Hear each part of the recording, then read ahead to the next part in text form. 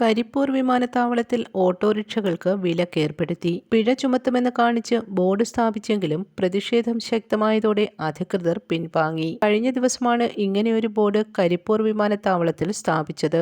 വിലക്ക് ലംഘിച്ച് അകത്ത് പ്രവേശിച്ചാൽ 500 രൂപ പിഴ ഈടാക്കുമെന്ന് ബോർഡിൽ മുന്നറിയിപ്പുണ്ടായിരുന്നു. വാഹനങ്ങൾ കടന്നുപോകുന്ന പ്രധാന കവാടത്തിന് മുന്നിലായിരുന്നു ബോർഡ് സ്ഥാപിച്ചത്.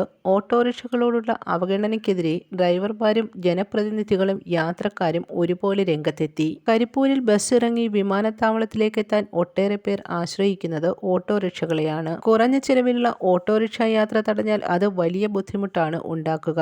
ബോർഡ് സ്ഥാപിച്ചെങ്കിലും ശക്തമായ എതിർപ്പിനെ തുടർന്ന് എയർപോർട്ട് അധികൃതർ എത്തി ബോർഡ് നീക്കം ചെയ്യുകയായിരുന്നു. News desk press Malayalam.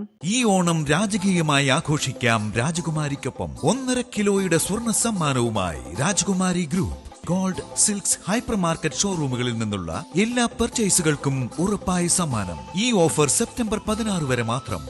രാജകുമാരി ഗ്രൂപ്പ്, കേരള, തമിഴ്നാട്.